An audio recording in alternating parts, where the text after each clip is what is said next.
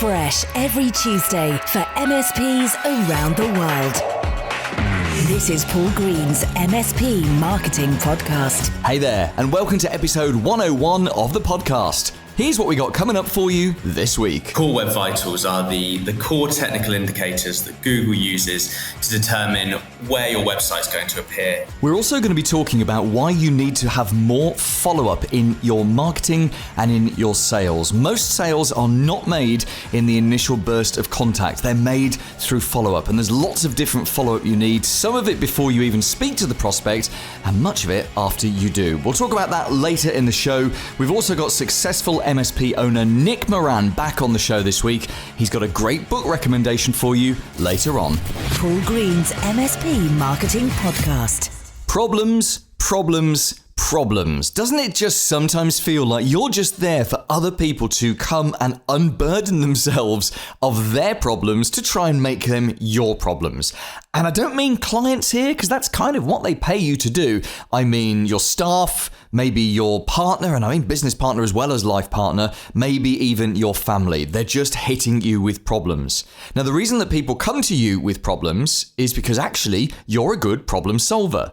This is one of the traits of being a business owner, isn't it? We can take almost any problem and we can find the solution for it. So all of those people that come to us with problems, they know we're a problem solver. And that's why they keep coming to us with problems. In fact, in that sentence I just said is the ultimate solution to this problem, which we'll talk about in a little while.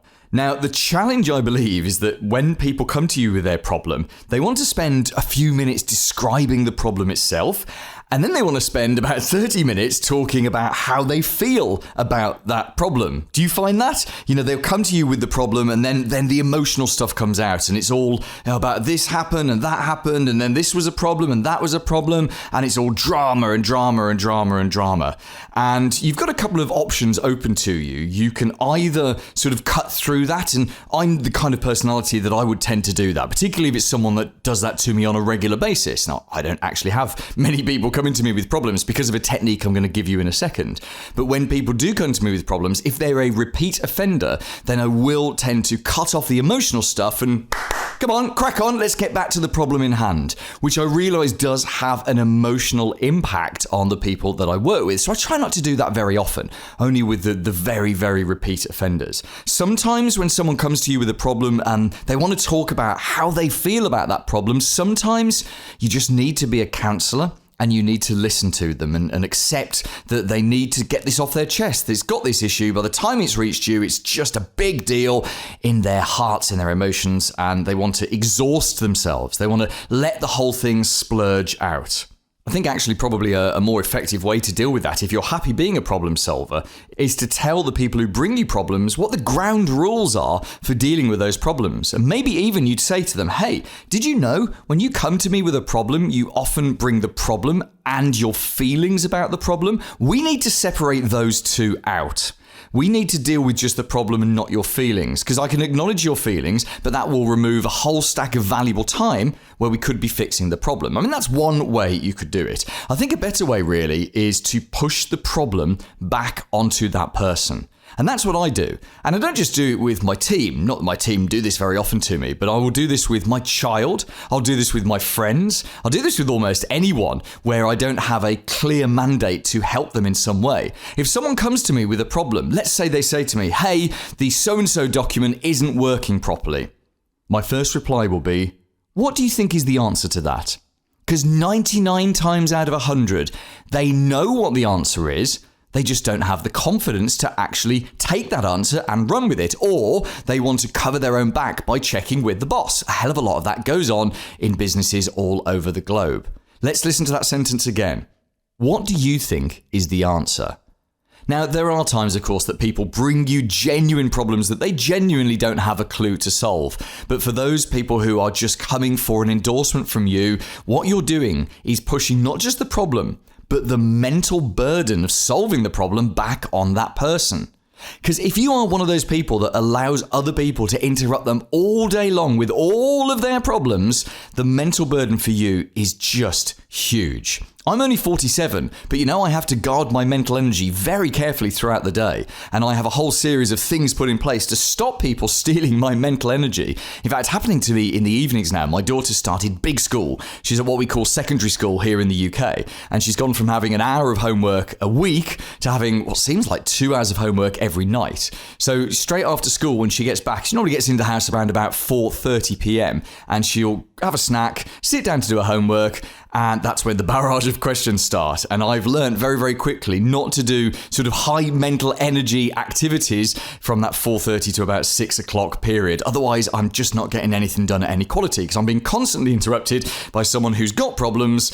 And do you know what? The number of times I have to say to her, what do you think the answer is? And she's like, oh, well, I think it's so-and-so. And she's got the answer. But here's the thing, I'm not going to stop saying that. I don't use the exact words every time, obviously, because she would soon spot that pattern. But every single time where I can see she probably does know the answer, I just push that problem back onto her. I'm preserving my own mental energy and making sure her mental energy is the one that's being expended solving her own problems. You should do this with your team as well. It's a really hard habit to get into. But do you know what? Try it today. For every problem that's brought to you, ask them, what do you think the answer is? Try it all of today. See how it goes. You might feel a bit guilty at first, a bit like you're not being very supportive. Actually, you're being more supportive by asking them what they think the answer is. You're validating them. You're showing that, yes, they probably have got the right answer, and you trust them to make a decision and take action. I'd much rather my team and anyone I work with made a decision and took action, even if it was the wrong decision. Because what would be worse than them making the wrong decision and taking the wrong action would be no decision being made at all. You know what? When you're surrounded by good people, 99% of the time they make the right decision, and the 1% they don't, hey, we can go and fix that. It's very easy to fix. It's not like we're doctors or anything important like that. What do you think is the answer? Try it today, try it tomorrow. See if you could try it for a month. It could become a very, very powerful habit to protect you from other people's problems. Here's this week's clever idea. Most MSPs suffer from a problem called follow-up failure. This is where you either have no follow-up or very inconsistent and intermittent follow-up to your leads, your prospects, and the people that you've had sales meetings. You'll know that this is you if you are only doing follow-up activities to warm up your leads and to chase the sales. If you're only doing those some days and not other days, then you have a follow-up failure. Whereas if you're doing marketing activity 5, 6, 7 days a week where you're following up with your leads, with your prospects, and basically there's marketing activity to remind them that you're around and that you are trying to build a relationship, then you don't have a follow-up failure, which is great. Because one of the core problems we have when trying to persuade someone to switch from their incumbent MSP over to you is that people only buy when they are ready to buy. To be in the chance of getting the sale, you've got to be in front of the right people at the right time. And in my view, it's kind of crazy to spend money getting a lead and then not follow up enough so that you're in front of that lead, at that person, at the point that they are actually ready to have a conversation. So here's what you should do instead, and here's how to do it. Now, many people swap these terms around, but for this bit of the podcast, I just want to define the terms that I'm about to use. So when I talk about a lead, I mean someone who's taken the very first step towards buying from your MSP. It's a very low commitment step. Perhaps they've just connected to you on LinkedIn, or they've been through your data capture and they're in your email database, but that is a lead. If there is a way for you to reach them and they're vaguely listening, then they are a lead. Now, when I talk about a prospect, I mean someone who's taken on another step. So they've shown a particular interest in talking to you, and they've had some kind of more in-depth contact with you. Maybe it was a video call, maybe you've had a meeting, or maybe, there's some kind of quotation or proposal out there. And of course, we all know what clients are. Clients buy Porsches. And yes, Justin, you can turn that one into a t-shirt if you want to. So this is a slightly simplified sales funnel, but you've got lead, which goes on to become a prospect, which goes on to become an active client. There is actually another stage, a couple of stages I've missed out, just to keep this one simple. But what we're really aiming for is a bonded client. The bonded client is the one that stays with you for years and years and years because they absolutely adore what you do for them.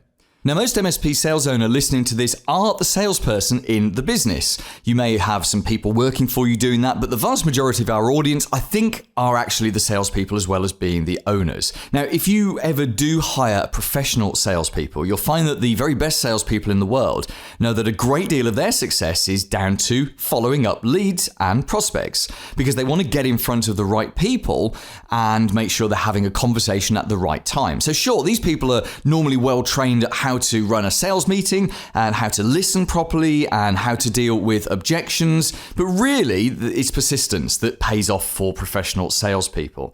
Selling is more to do with understanding what someone wants, what they need, or what they fear than it is having clever tactics to use against them. And it certainly has more to do with following up prospects. And you've got to follow them up again and again and again and again and again and again and again and again and again and again.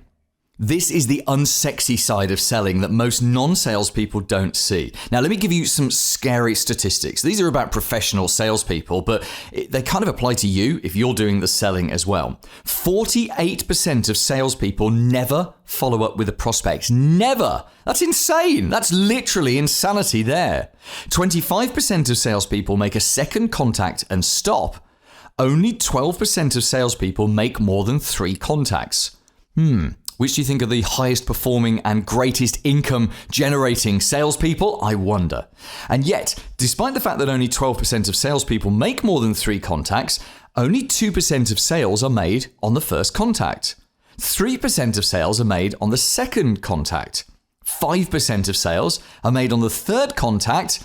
Scary this, isn't it? 10% of sales are made on the fourth contact, and a terrifying and huge and whopping 80% of sales are made on the 5th to the 12th contact. So you can see that the people who turn up more often are the ones who are more likely to get the sale. And come on, we all know this. It's not fun picking up the phone to someone month after month after month. But you know what? As long as it's for relationship building and you don't get sharp with them or annoyed with them and you don't apply unnecessary pressure, you are dramatically more likely to get the sale than anyone else because you turned up more often. Once someone has inquired to your business, you need to keep going back to them again and again and again, either until they buy or until they die, or until they say bye-bye, as in they don't want to hear from you again. And only a very small number will do this. Now, with your follow-up, whether they are leads or prospects, there are pretty much about 4 things that you're trying to do. The first is to maintain a long-term relationship because they don't know what they don't know, these people, and therefore they're not making cognitive decisions about which MSP to choose. They're making emotional decisions. So the more they believe they know you, the safer the choice you appear to be. The second thing is to never let them forget you. They've got to choose to forget you. The third thing is to be in front of them at the point that they're ready to buy. And the fourth thing is to segment your audience and target your offers. So a challenge to you, go and have a look at the follow-up within your business. Is it all sat on your shoulders? There must be someone you can delegate it to, or can you outsource it? You know I'm a big fan of hiring a back-to-work mom or mum to do your phoning for you. In fact, if you go back to episode 72 of the podcast, which was back at the end of March this year, that's where we talk about that very subject, how you can hire a telephone person to do this for you. But have a look at what emails are you sending out, what social media are you putting in front of people, and especially what phone calls are you making to your leads and to your prospects. It's only by doing this consistently and persistently that you actually get the sales results that you're really looking for. Paul's blatant plug. 3,209 MSPs all around the world now have a free copy of my book on MSP marketing. It's called Updating Servers Doesn't Grow Your Business, and you can get your free copy posted to you completely free. If you're in the UK or the US, we will ship it to you at no cost to you. You don't even have to put your credit card in. This isn't one of those things where we're trying to get you to pay for postage. It's a genuine free book that we send to you. Why? Because we're trying to start a business relationship with you. Maybe you'll go on to buy something from us down the line. Maybe you won't. It doesn't really matter either way. But wherever you are in the world, you can get a copy. As I say, they're physical copies in the US and the UK. Everywhere else, we just send you a PDF. Get your free copy at paulgreensmspmarketing.com. The big interview. Hello, my name is Alex Robinson from Novus Digital. I've been the Managing Director and the SEO Director since we were founded in August 2019. And what started as a passion project for my bedroom has grown to a modest agency, but we are looking to grow fairly aggressively over the next year to 2 years and become a fully formed proper agency, let's say. And why not? And you're clearly good at what you do, Alex, because you are actually referred to us. And the weird thing is you live and your business is based about 3 or 4 miles away from my marketing manager, James. And yet when he asked for a recommendation, somebody in California, which is what was that, about several thousand miles away, actually referred you. So well done. You're clearly making some waves in our world, which is just great. And we'll talk more about what your agency does at the end of the interview. I want to focus on something that Google was rolling out during the summer. And I want to first of all give the caveat that we're recording this interview early in September, about a month before broadcast. So there is always that chance that Google changes something or does something crazy in the month it's taken us to process this into a podcast. But tell us what it is that Google has just rolled out. So we've just seen the effects of the Core Web Vitals update has hit over the summer, as you say, and this is an update majorly focused on the user experience and site performance side of Google and SEO. So what we've been looking at here and what we've seen for a lot of our clients, particularly those that are still knocking around with relatively old websites, is they've seen a lot of disruption in terms of where they've been ranking on Google, in terms of perhaps they haven't streamlined their user experience, perhaps they haven't spent the time they need to get the technical fundamentals of their site sorted. And I won't bore you with the technical details, obviously, but maybe they've not spent the time they need to there. And it's caused a lot of upset. Most of that has since passed. They've finished rolling out the update end of August, so we are now in the clear for the most part. And by the time people are listening to this in October, the dust will have settled.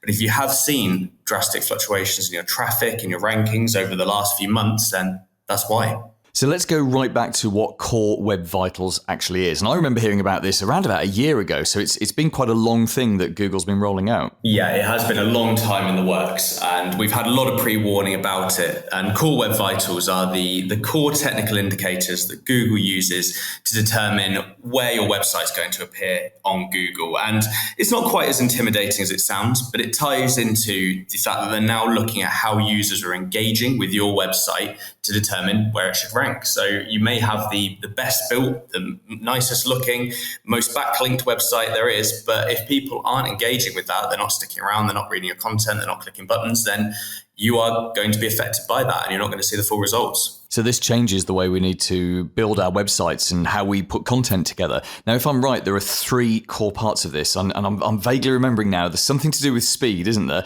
And there's something to do with how annoyed you get with websites when things move around, and that particularly annoys me on my mobile phone. Yeah, exactly right. So this is big mobile centric. Google has placed mobile first ranking factors onto everything for a number of years now as it is. And this is a further move in that direction. You know, all the time, the percentage of traffic that is mobile based is increasing. So that mobile first focus is always growing. And that's a major part of it. How fast is your website loading on mobile? Another massive thing. There are various technical indicators that they're looking at in their speed ranking that they take into account with that. And if you've got a ton of heavy file size images on there, then and your site's not loading particularly quickly, then yeah, you're afraid you are becoming a dinosaur. So can we go through the 3 things? Can you tell us what their technical names are and then explain them to us in normal human terms? I can do. So yeah, the first one is the web loading speed. That's the core focus of it to begin with. It's the loading speed, the interactivity, and the visual stability of the site. So the first one being the largest contentful paint, LCP. That is how fast are the various different aspects of your website loading. And there are various different cheats that you can do around that to make that appear to load faster. So without going into too much detail, for example, if you were to go onto a website, you may have the title and some of the text load first. That's cheating Google into thinking that the website's loading, whilst in the background, you're loading content further down the page. Those images are still loading in, but because the user isn't seeing them yet, it's all working in the background to make the website appear like it's loading faster than it actually is. And that's a way to get through fairly visually heavy content, get it onto the website in a way that isn't going to affect that. The second focus being first input delay, FID, the interactivity. How long is it taking people to engage on the website. What is it they're doing there? What is it that we're waiting for in terms of them coming on? Is it for them to click on a button, for example, to see more information? Is it for a form fill? Is it to click on a phone button to ring you up? It entirely depends. And then there's the CLS, the cumulative layout shift, the visual stability, which again comes back to how is the website presented? How is that content along the website presented? And how are people engaging with it? Are they having to scroll for miles and miles through the content in order to get to the most important part of it? Hopefully that made some sense. It did. It made perfect sense. And I'm hoping this changes the way that we consume news. I don't know about you, but when I'm, if I take a 10-minute break and I flick through stuff on my mobile, and often I'll find myself flicking down an article because there's just too many adverts in the way, or things are moving and whatsoever. And it sounds like some of the sites I'm looking at, which I'll be honest, are mostly sci-fi, Marvel movie sites, that kind of stuff. It sounds like that's my downtime. It sounds like a lot of these sites are going to have to make quite a lot of changes to keep up with this. What's the next thing, Alex? What do we think Google is going to come up with next? Because they seem to change the game every 3 to 4 years. Yeah, I'd actually argue it's maybe more often than that. It's more, every 1 to 2 years there'll be a major update. So we've just weathered this one, and I think the next one's going to be more focused on link building. So link building has been one of the staple columns of SEO now since its inception, and it's gone through various iterations that affected so many websites that were practicing black hat link building techniques, and they're only refining that as time goes on. So I think the next stage will be further devaluation of links. I don't think they're ever going to fully cut it out in terms of a metric that they use to determine whether a website is fit for purpose or not. I don't think they can. I think it's so tightly wound into what they do. But I think they're going to be looking at, okay, well, what links are actually providing value, and only really placing the value on those links that are news articles, for example, incredibly relevant topics, all the things that traditionally we've been told we should be focusing on, but as SEOs, we can from time to time create artificially. And I think they're going to be really cutting down on that moving forwards. Yeah, that makes perfect sense. One final question for you, Alex. If you assume the average MSP hasn't done a great deal of SEO optimization for their website, so they've got a site and it says who they are and what they do, but they're not adding a huge amount of content, which in my experience is around about 70, 80% of MSPs. What would you recommend are the first steps to start to optimize your site and ultimately get more organic traffic? I think the most basic step, and maybe this will come as something of a relief to people listening, is that the first step isn't actually the most difficult one to take. My first bit of advice would be to determine what it is that people are searching for, and across the MSP industry, it is fairly generic. It is things like IT support, cybersecurity, things along those lines. Determine the target area that you want to focus on. So if we're talking about ourselves, we may be looking at cybersecurity, Milton Keynes, for example, or cybersecurity Kettering, and building pages around that content, not in a horribly artificial way, but focusing in on that content, creating content that would be relevant for people searching for IT support Kettering. What is it that they're looking to land on? Well, they're obviously looking for a local company. And if you're based within that area, then you can deliver that. And they're looking for more information around what's involved in your IT support services. So maybe include a little bit more information about first line, second line, third line support, and all the various different offerings that you give as IT support to those businesses that they'd want to see. And that content could be as little as 400 to 500 words. Again, on a nicely optimized landing page. Let's get to the most important thing now, making sure that the page is laid out nicely with lots of calls to action, getting people to engage. But that would be my first step, and potentially one that wouldn't necessarily take that long, depending on how many areas you service. Okay, that's great. Thank you, Alex. Tell us a little bit more about Novus Digital and how can we get in touch with you? Okay, well, you can get in touch with us from our website, which is www.novus.digital, no.com, no.uk. We just simply went for .digital. And as I said, we've been going 2 years now, which in the agency space it doesn't make us an old player, but it certainly doesn't make us the new kids on the block either. We've found our feet with various different things. And as I said at the start, we're actually an agency that was formed in my bedroom. It's something that some people may be embarrassed about. But for me now, looking back, I think, well, actually, I'm proud of where we've got to as now a team of 7. And now that's all set in stone, it's time to actually start picking up some of those clients and showing them what we can do. Paul Green's MSP Marketing Podcast. This week's recommended book. Hi, my name is Nick Moran from PowerNet in Australia, and the book I recommend is a book called Legacy by James Kerr. It's a book about leading a team or an organisation, but more importantly, about leading the life you want. So go out, get it. It's fantastic.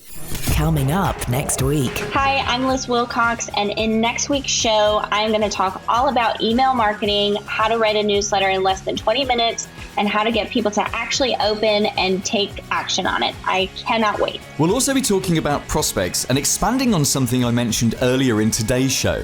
I said that they don't know what they don't know. And in fact, I destroyed a piece of personal property of mine this week. It was a great reminder of what happens when you don't know about something and how you can have a complete misconception, you can make a silly mistake, and you don't even realize that you've done it. I'll tell you what I did and the marketing lesson from it next week and how it can help you to understand exactly how your leads and prospects are thinking and feeling. And if you need more leads, the other thing we'll be talking about next week is how to go from nothing to your first 100 leads. If you literally have nothing right now, maybe because you're a newer MSP, or maybe because you just haven't been doing marketing for a while and you haven't really got a lot to get started with, I'm going to take you through a process to go from 0 leads to 100 leads. We'll be doing that in next week's show. See you then. Made in the UK for MSPs around the world. Paul Green's MSP Marketing Podcast.